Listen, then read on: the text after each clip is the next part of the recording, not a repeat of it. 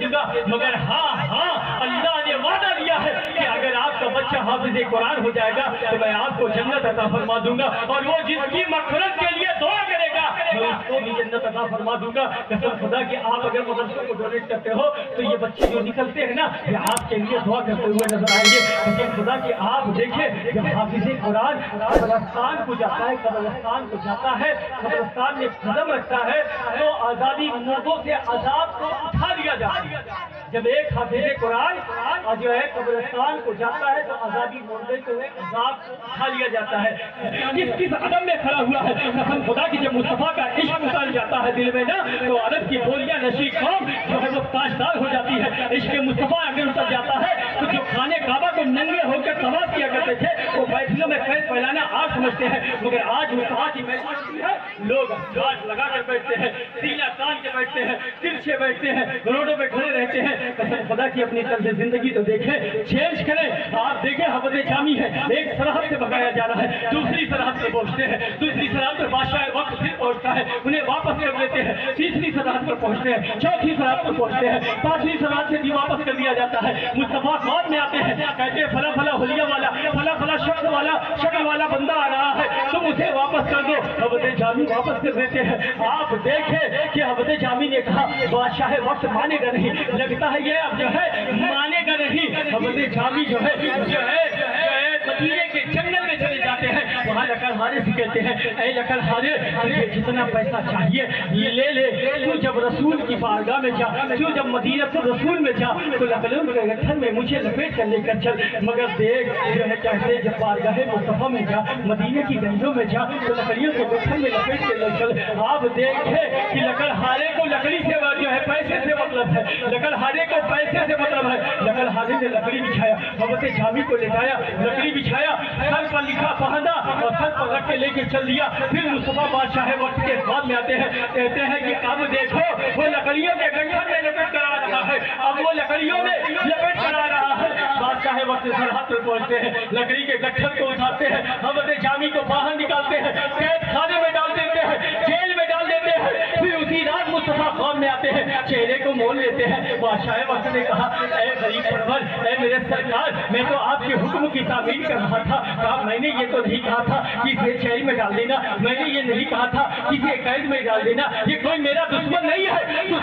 ہے بلکہ میرا عاشق ہے، میرا عاشق ہے۔ قسم خدا کی جس کے عشق کی صنعت مصطفیٰ نے، اس کے عشق کا اندازہ کون لگا سکتا ہے؟ پھر کیوں نہیں آنے دے رہے ہیں؟ بادشاہ وقت نے کہا پھر کیوں نہیں آنے دے رہے ہیں؟ کہا یہ ایسی نعت لکھ کر آ رہا ہے، ایسی نعت لکھ کر آ رہا ہے، جب آ کر میری بارگاہ میں پیش کرے گا تو مجھے باہر آ کر ملنا پڑے گا۔ آپ عشق تو دیکھیں، جامی کا عشق کا عالم یہ ہے، قسم خدا کی آج ہمارا عشق کہاں چلا گیا ہے؟ پھر ہم کہتے ہیں کہ ہم مصطفیٰ کے عاشق ہیں، ہم کہتے ہیں ہم غوث اعظم کے عاشق ہیں، مگر عیاشیوں کے اڈے ہم سے آباد ہوتے ہیں، شراب خانے ہم سے آباد ہوتے ہیں، کبوتر بازی ہم سے آباد ہوتی ہے، پتنگ بازی ہم سے آباد ہوتی ہے، بازار میں چلنے والی بچوں پر نگاہیں ہم ڈالتے ہیں، شادیوں میں اپنی بنا نگاہوں کو ناپاک ہم کرتے ہیں، جوئے سکے ہم کھیلتے ہیں۔ ہماری قوم کے ایسے لوگ ہو چکے ہیں کہ جو پیاز پر جو ہے اپنا پیسہ خرچ کرتے ہیں۔ قسم خدا کی جب بچوں کو اس پیاز کے پیسے کو کھلاؤ گے تو یہ بچے نالائق نکلیں گے، یہ لائق نہیں نکلیں گے، کیونکہ جب حرام غذا جائے گی تو یہ بچے حرام کام کرنے پر مجبور ہوں گے، یہ بچے گڑوانے کودنے پر مجبور ہوں گے، یہ بچے عیاشیوں کے اڈوں کو آباد کرنے پر مجبور ہوں گے۔ قسم خدا کی جب دل میں عشق طرح ہو جاتا ہے نا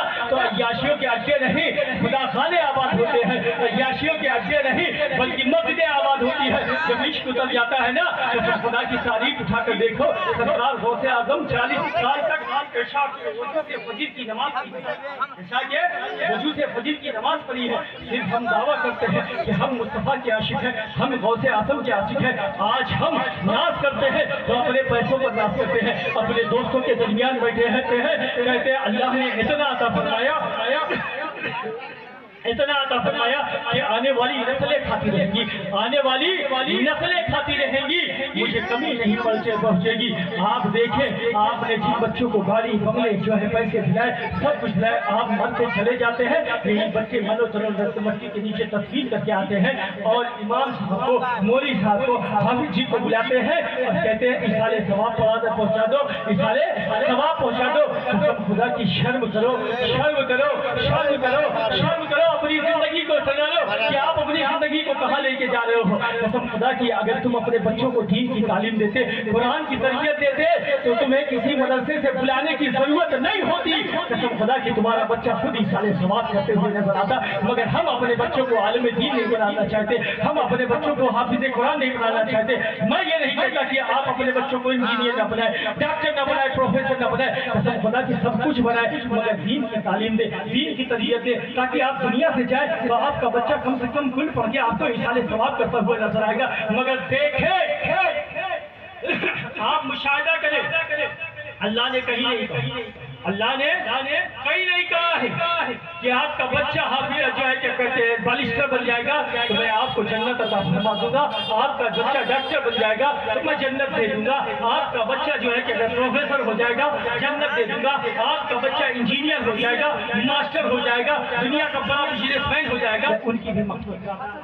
حافظ قرآن قبرستان کو پہنچتا ہے، حافظ قرآن قبرستان کو پہنچتا ہے تو آزادی مردوں سے عذاب کو اٹھا لیا جاتا ہے، اور جو ہے جب وہ قبرستان سے واپس آتا ہے تو عذاب کو مسلط کر دیا جاتا ہے۔ مگر دیکھیں قسم خدا کی مصطفیٰ کی امت کے عالم دین جب قبرستان میں جاتے ہیں تو عذابی مردوں سے عذاب کو اٹھا لیا جاتا ہے، عذاب کو اٹھا لیا جاتا ہے، اور عالم دین جب واپس آتے ہیں تو جو ہے فرشتے انتظار کرتے ہیں، عذاب واپس نہیں ہوتا، ایک دن ہو گیا، 2 دن ہو گیا، 3 دن ہو گیا، 4 دن ہو گیا، 5 دن ہو گیا، عذاب واپس نہیں آتا۔ فرشتے رب کی بارگاہ میں معجزہ پیش کرتے ہیں کہ اللہ عذاب کیوں نہیں واپس آیا، عذاب کیوں نہیں مسلط کیا گیا؟ تو میرا رب ارشاد فرماتا ہے، ندا آتی ہے کہ میرے مصطفیٰ کے امتی میں جو عالم دین ہے اگر وہ قبرستان کو جائیں گے تو قبرستان کے عذابی مردوں سے عذاب اٹھا لیا جائے گا اور 40 دن تک ان پر عذاب کو مسلط نہیں کیا جائے گا۔